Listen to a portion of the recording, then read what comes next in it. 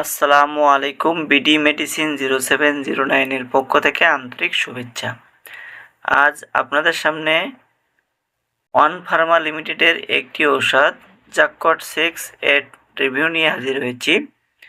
এটি মূলত একটি স্টেরয়েড ঔষধ। এই ওষুধটি কী কী রোগে ব্যবহার করা হয়, খাওয়ার সঠিক নিয়ম কী, পার্শ্ব প্রতিক্রিয়া কী কী, সতর্কতা কী কী, গর্ভাবস্থায় খাওয়া যাবে কিনা, বাজার দর কত, এ নিয়ে আজ বিস্তারিত আলোচনা করব। চলুন শুরু করি। জ্যাককট 6 কী কাজে ব্যবহার করা হয়? এই ওষুধটি সাধারণত নিচের রোগগুলোতে ব্যবহৃত হয়।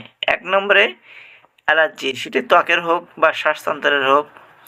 2 নম্বরে হচ্ছে অ্যাজমায় ব্যবহার করা হয়। 3 নম্বরে হচ্ছে রিউমাটয়েড আর্থ্রাইটিসে ব্যবহার করা হয়, লুপাসে ব্যবহার করা হয়, কিডনি রোগে ব্যবহার করা হয়, মাংসপেশির রোগে ব্যবহার করা হয় এবং বিভিন্ন অটোইমিউন রোগে ব্যবহার করা হয়। এছাড়া অসংখ্য রোগে এটি ব্যবহার করা হয়ে থাকে। এটি শরীরের ভেতরে কিভাবে কাজ করে? এটি শরীরের ইমিউন সিস্টেমকে দমন করে এবং প্রদাহ কমায়, ফলে ব্যথা, ফোলা, লাল ভাব কমে যায়, ফলে রোগটি আস্তে আস্তে ধীরে ধীরে ভালো হয়ে যায়। কিভাবে খাবেন জ্যাককট 6? সর্বোচ্চ ডোজ হচ্ছে 120 মিলিগ্রাম, অর্থাৎ আপনি সারাদিনে সর্বোচ্চ 120 মিলিগ্রাম পর্যন্ত খেতে পারবেন। ডোজ সম্পূর্ণভাবে ডাক্তার সাহেবের পরামর্শ অনুযায়ী খেতে হবে।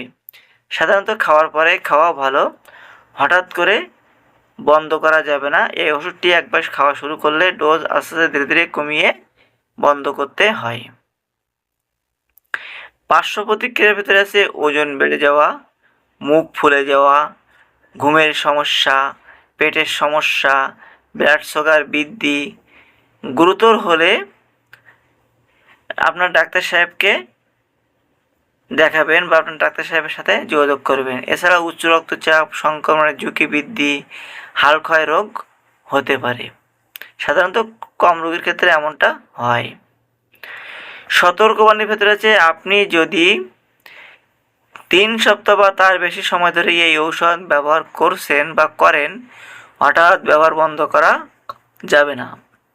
দীর্ঘমেয়াদী কর্টিকস্টেরয়েড ব্যবহার অ্যাড্রিনাল গ্রন্থির স্বাভাবিক উৎপাদনকে দমন করতে পারে, যার ফলে শরীরে সাময়িকভাবে ঔষধের উপর নির্ভরশীল হয়ে পড়ে। অর্থাৎ আপনি ওষুধটি দীর্ঘদিন খেলে এই ওষুধটির প্রতি আপনি অ্যাডিক্টেড হয়ে যেতে পারেন।